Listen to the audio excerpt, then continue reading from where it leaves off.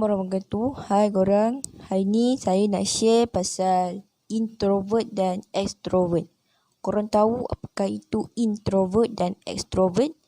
Introvert ialah satu sifat atau karakter yang ada pada seseorang individu yang mana mereka lebih cenderung untuk dalam keadaan tenang, suka menyendiri dan lebih refleksi terhadap apa yang mereka lakukan.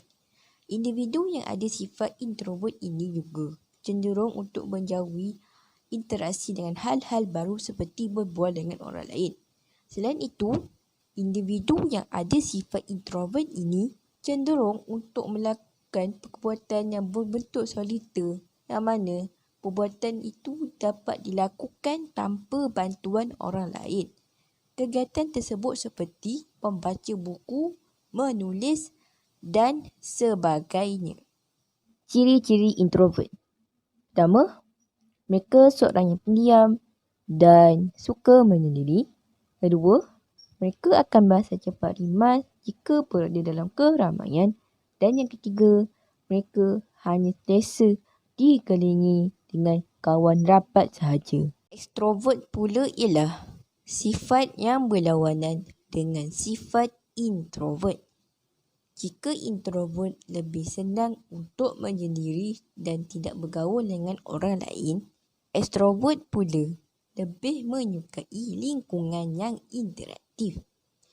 Extrovert ialah seseorang yang lebih mementingkan sesuatu yang fizikal dan suasana sosial. Mereka yang ada sifat extrovert ini juga akan rasa lebih bertenaga apabila mereka bersosial dan bertemu dengan khalayak ramai. Ciri-ciri extrovert. Pertama, mereka mudah bosan apabila berserangan.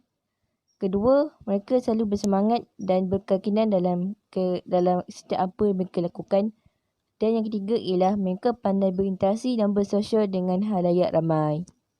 Daripada Yahya bin Was'ab, dari seorang syekh, iaitu salah seorang sahabat Rasulullah, dan Nabi Muhammad bersabda, jika seorang Muslim bergaul iaitu berinteraksi sosial dengan orang lain dan bersabar atas gangguan mereka, adalah lebih baik daripada seorang Muslim yang tidak bergaul iaitu tidak berinteraksi sosial dengan orang lain dan tidak bersabar atas gangguan mereka. Ibnu Abi Adi berkata, Syu'bah berpendapat Syekh itu adalah Ibnu Umar.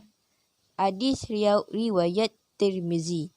Hadis di atas menekankan betapa pentingnya interaksi dalam Islam. Ini adalah kaitan tentang pandangan Islam mengenai introvert dan extrovert. Individu yang ada sifat extrovert ini sangat bersesuaian untuk menyertai aktiviti kesukarelawan. Hal ini kerana kemampuan mereka untuk bergaul dengan masyarakat serta ahli kumpulannya. Selain itu, individu yang ada sifat extrovert ini mampu untuk membuat kenalan baru melalui aktiviti kesukarelawan ini disebabkan karakternya yang disenangi oleh ahli kumpulannya. Demikianlah perkongsian saya mengenai introvert dan extrovert. Tidak kira individu itu ada introvert ataupun extrovert, berkawan baiklah dengan mereka. Sekian daripada saya. Wabillahi taufiq wa hidayah. Wassalamualaikum warahmatullahi wabarakatuh.